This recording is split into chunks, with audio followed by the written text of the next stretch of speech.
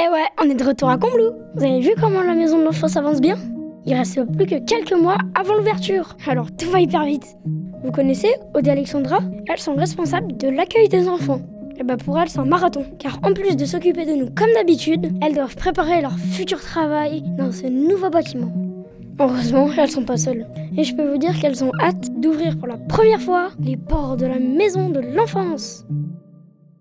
Alors Aude, c'est quoi que tu aimes vraiment dans ton métier?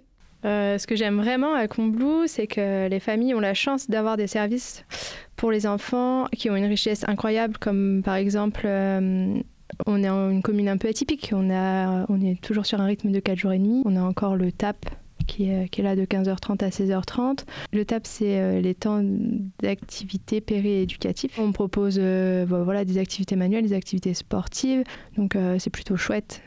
Avec le centre de loisirs, les mercredis, l'été, chaque petite vacances, on essaie de proposer un maximum d'activités extérieures.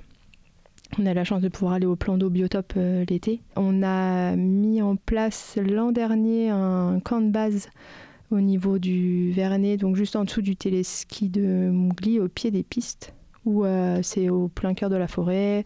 Il y a une petite rivière face au Mont Blanc, le rêve pour les enfants. Ils ont la chance aussi de pouvoir faire l'école dehors, au sentier des graniteurs. Et toi, Alex ? Alors nous, la crèche, ce qui est vraiment chouette pour ces enfants, c'est qu'ils ont vraiment un accès quotidien à l'extérieur. Il y a tous les jours un moment dehors et ça peut être aussi des sorties dans le village. Là, ils vont assez souvent voir les travaux, en fait, tout simplement, de la maison de l'enfance. Donc ils vont voir les tracteurs, les grues. S'ils reviennent, ils racontent un petit peu où on en est dans le bâtiment. Cet hiver aussi, pour la première fois, on a pu faire des initiations ski de fond et une sortie au parc de Merlet. Ça, c'est vraiment la grosse sortie de fin d'année qui est faite chaque année. C'est trop cool! Et pourquoi on a tout ça au Combloux? Alors plus globalement, ce qu'on veut en fait pour les enfants, c'est vraiment l'accès à la nature, qui soit au maximum dehors. On a quand même une équipe d'animation qui est formée sur la pédagogie par la nature. Et puis surtout, ce qu'on veut en fait dans notre projet pédagogique, donc il y a la nature, c'est un fait, mais que tous les enfants soient rassemblés dans un même lieu unique, quoi. Pourquoi c'est important?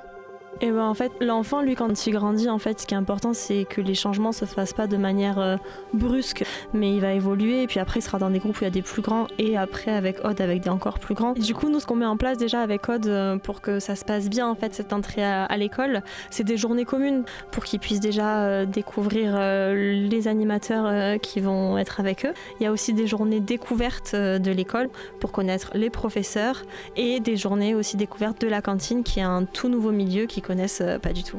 Et le fait d'avoir des mixités et de connaître les adultes et les autres enfants fait que ces changements se font de façon beaucoup plus douce. Et du coup, tout ça, on l'a déjà.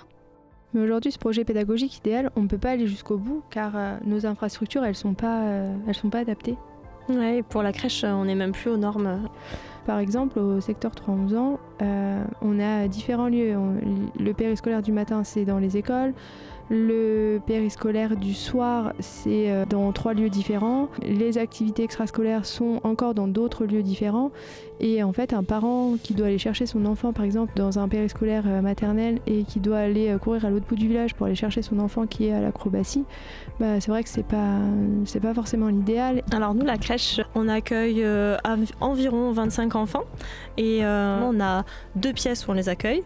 Une à l'étage et une en dessous. Et les 2 étages ne communiquent pas entre eux. Donc c'est-à-dire qu'un parent qui a un enfant tout petit et un enfant plus grand, il vient emmener son enfant plus petit en haut, et puis après il ressort de la crèche avec le plus grand pour emmener le plus grand en bas. Donc on est dans le même bâtiment, mais ça communique pas. Enfin, ça fait comme si c'était 2 endroits différents alors qu'on est sur le même bâtiment. À l'école publique, par exemple, le midi, c'est le lycée notre prestataire. Au niveau du repas, au début, quand ils commencent, ils sont pas forcément à l'aise avec le plateau.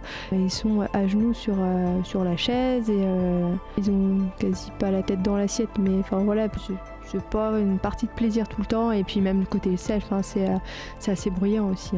Nous, le midi, c'est pour les plus grands qui sont en dessous, ils mangent dans la même salle où ils jouent. En fait, ils changent pas de salle à ce moment-là, sauf l'été où on essaye de les faire hyper souvent manger dehors. Et après manger, du coup, c'est le temps de la sieste.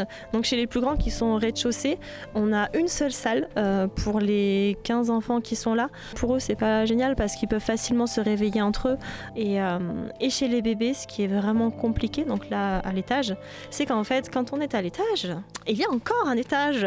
Et donc ça refait des marches pour tout le monde. Donc on a tous des super cuisses à la crèche. Bah du coup, cap sur la maison de l'enfance.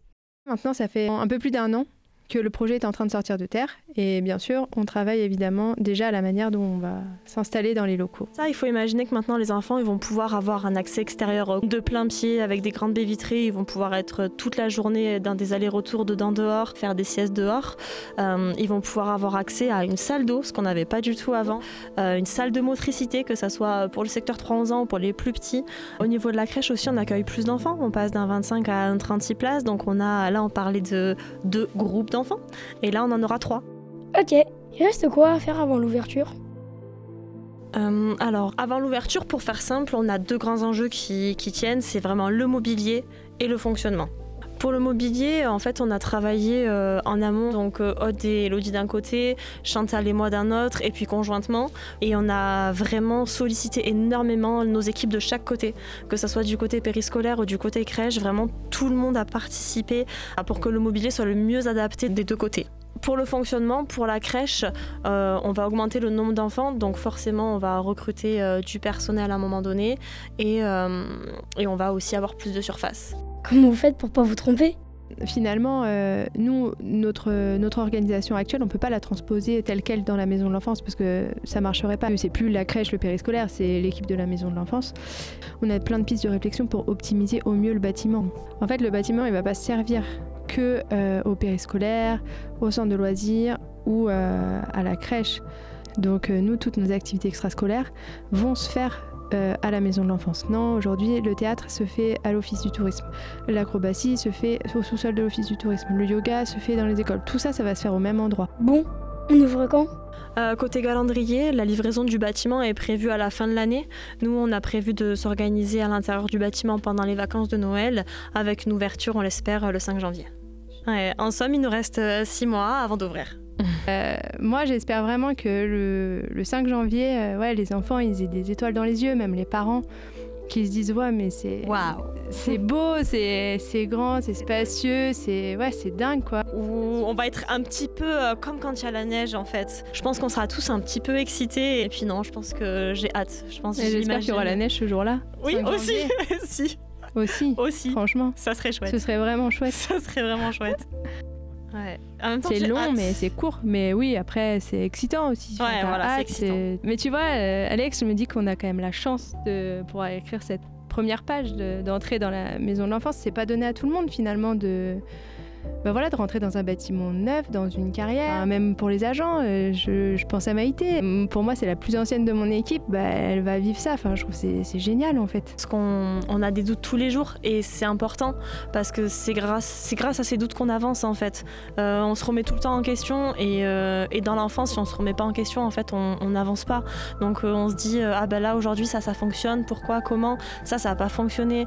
Et du coup, on change et puis c'est comme ça qu'on évolue parce que, en fait, on apprend des enfants, tout simplement aussi. Et c'est important de ne pas rester sur ce qu'on pense et d'évoluer aussi avec eux tout le temps, en fait. Donc, des doutes, on en a et je pense qu'on en aura toujours, mais c'est important. C'est ce qui fait avancer. Ouais.